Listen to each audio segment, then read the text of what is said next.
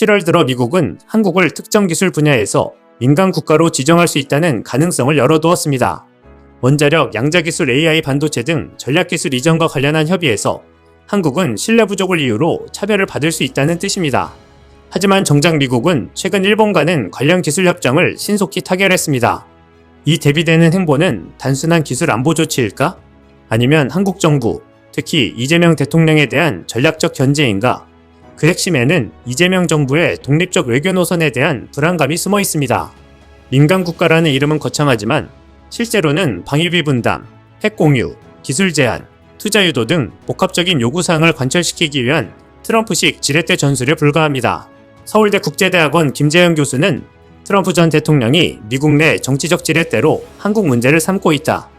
민간 국가 지정은 기술 이전 협상의 명분을 만들고 동시에 방위비 분담 등 외교 현안을 유리하게 끌고 가기 위한 다목적 카드라고 평가했습니다. 과거엔 한미 FTA 폐기하겠다는 협박을 했고 이번엔 AI 원자력, 양자 컴퓨터 같이 민감한 기술 못 주겠다는 식으로 압박합니다. 그러나 이재명 대통령은 이에 쉽게 흔들리지 않는 유일한 지도자일 것입니다. 6월 말 미국과 일본은 차세대 원자력 공동개발 및 반도체 소부장 분야의 전략적 협력 방안을 발표했습니다. 기술 공유, 인력 교류, 장비 수출 등 모든 항목이 미국이 원하는 프레임에 맞춰 움직였습니다. 트럼프 전 대통령 입장에서는 이런 동맹은 편하다는 평가가 나옵니다. 국제문제 전문 애널리스트인 제니퍼 리드는 미국은 일본을 완벽한 동맹으로 간주하며 기술과 안보 분야에서 광범위한 협력을 추진한다. 반면 한국에는 기술 보안과 대중국 전략에 대한 신뢰 부족을 이유로 협력을 미루는 이중잣대를 적용하고 있다고 지적했습니다. 현재 한국과의 협상은 수개월째 표류 중입니다. 미국 내 일부 국방에너지 관료들은 한국은 정보 보안이 불안하다, 대중국 전략에 모호하다는 식의 핑계를 댑니다. 하지만 실제론 이재명 대통령이 국익 중심 협상 원칙을 고수하고 있기 때문에 트럼프는 속도를 일부러 늦추고 있는 것입니다. 트럼프 대통령이 한국을 민간 국가로 몰아가려는 이유가 단순한 기술 안보 문제가 아니라 이재명 대통령에 대한 정치적 견제라는 해석이 힘을 얻고 있습니다. 트럼프는 한국을 상대로 늘 그래왔듯 돈 내라, 안보 공짜 없다는 구태전술을 꺼냈지만 이재명 대통령은 속지 않았습니다. 한미동맹의 명분만으로는 더 이상 한국을 흔들 수 없다는 것을 트럼프는 누구보다 잘 알고 있습니다. 결국 꺼내든 카드가 민간 국가 지정입니다. 이는 단순한 외교 갈등이 아닙니다. 미국이 한국을 상대로 본격적인 외교 압박에 들어갔다는 신호탄이었습니다. 미국은 민간 국가라는 타이틀을 단순히 감정적으로 붙이지 않습니다. 보통 핵 확산 위험, 지정학적 불안정성, 테러 연계성 등을 이유로 꼽습니다. 지금 이 리스트엔 러시아, 북한, 이란 같은 국가들이 있습니다. 그런데 한국을 이들과 같은 그룹에 넣는다? 단순한 명예훼손을 넘어 산업적 피해를 염두에 둔 것입니다. 미국 스탠포드대 국제안보센터 소속 마크 필립스 박사는 이재명 정부가 방위산업 독자 투자 확대를 추진하는 점에서 미국의 기술 통제 정책은 정치적 메시지 이상의 의미를 가집니다. 미국은 한국의 독립적 방위산업 성장을 견제하는 동시에 대중국 전략 편입을 강요하고 있다고 진단했습니다. 미국이 이런 카드를 꺼낸 것은 트럼프 스타일 때문입니다. 협상에서 유리하게 이끌기 위한 프레임 전환 말입니다. 관세, 방위비, 민간 국가 지정, 이 모든 이슈는 한국을 압박해서 원하는 결과를 얻으려는 수단이라는 것입니다. 한편에선 트럼프가 이재명 대통령의 자주 노선과 협상력을 두려워하고 있다는 방증이라는 분석에도 힘이 실립니다. 미국은 동맹은 동맹이되 기술은 내 것이라는 이중잣대를 들이댑니다. 그러나 이재명 대통령은 미국이 원하는 대로 움직이지 않습니다. 한국이 더 이상 현금 인출기나 하청기지가 아님을 보여주자 트럼프는 점점 더 통제 안 되는 동맹을 두려워하게 된 것입니다.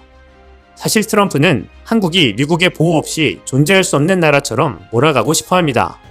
그래야 외교적 협상에서 우위를 점할 수 있기 때문입니다. 그는 대선 유세에서 한국은 미국 없으면 일주일도 못 버틴다고 발언한 바 있습니다.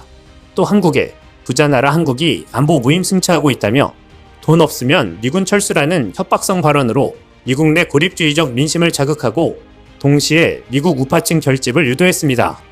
그러나 이재명 대통령은 이에 말려 들어가지 않았습니다. 이재명 대통령은 주한미군 철수를 각오하고라도 과도한 주둔비 부담은 막겠다고 했습니다. 사실상 떠날 테면 떠나라라는 강수를 둔 것입니다. 이는 한국 안보는 미국의 시혜가 아니라 상호 이익이라는 동등한 원칙 선언입니다. 또 주권 국가로서의 자존심과 협상 레버리지를 동시에 확보하려는 전략적 메시지입니다. 이 대통령은 얼마 전 국회 연설 중에 우리는 속국이 아니다. 동맹은 신뢰로 유지되는 것이다. 라고 발언하기도 했습니다. 국내 정치권은 물론 미국 내 진보 언론과 싱크탱크도 한국 대통령이 드디어 미국의 불공정한 요구에 맞서 목소리를 냈다고 평가했습니다. 미국의 대표적 진보 매체 프로그레시브는 이재명 대통령은 불편한 진실을 담대하게 밝혔다고 보도했습니다. 이렇듯 이 대통령이 한반도 운명은 한국 스스로 결정해야 한다는 노선을 견지하고 있다는 것은 미국에서도 대통령 당선이 유력시될 때부터 철저히 분석한 것으로 알려집니다. 이 대통령은 더 나아가 미군기지 환경오염 비용 문제 제기, 한국 독자 방위산업 투자 확대, 미중 갈등에서 중립적 발언 유지, 국제 평화유지군의 독자적 병력 기여 확대 등 선명한 정치 철학을 드러내왔습니다. 이 모든 것들은 미국 입장에선 너무 자율적인 동맹으로 보일 것입니다. 그래서 트럼프는 조용히 카드 하나를 꺼내든 것인데요. 그것이 바로 협상 보류, 인간국가, 그리고 정보 신뢰도 낮음이라는 언론 플레이였습니다. 트럼프의 압박은 단순히 주한미군 문제로 끝나지 않습니다. 그는 한국산 자동차, 철강에 보복관세 카드를 꺼내들고 한국은 중국과도 잘 지내려는 배신자라고 공격하기 시작합니다. 이에 맞서 이 대통령은 안보를 이유로 경제를 협박하는 건 납득할 수 없다며 EU 아세안 등과의 대체시장 확대 전략에 박차를 가하고 있습니다. 더 나아가 이 대통령은 한국은 민주주의, 정의, 평화의 가치를 중심으로 동맹을 판단한다는 가치 기반 외교를 선언하면서 트럼프의 국익 우선주의를 정면으로 비판합니다. 또 한국 보수야당은 미국과의 충돌은 위험한 도박이라며 이 대통령을 비판합니다. 그러나 여론은 오히려 속 시원하다. 트럼프의 갑질에 당당하게 맞선 최초의 대통령이라는 반응을 보이고 있습니다.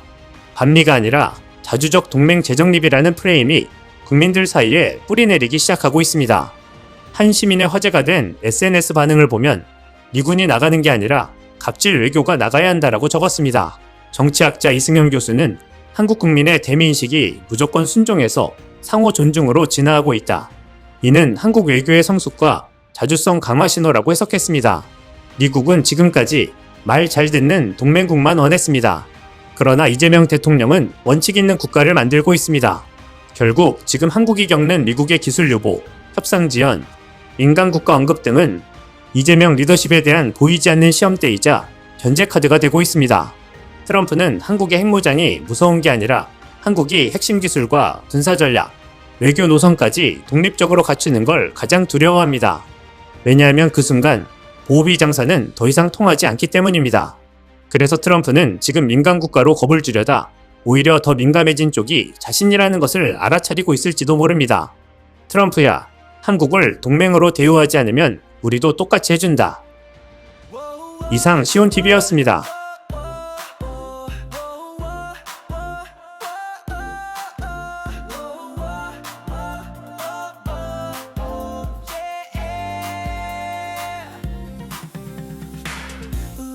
빛이다 세상을 비춘다 한마음으로 외쳐 진실을 향해 시온TV 함께라면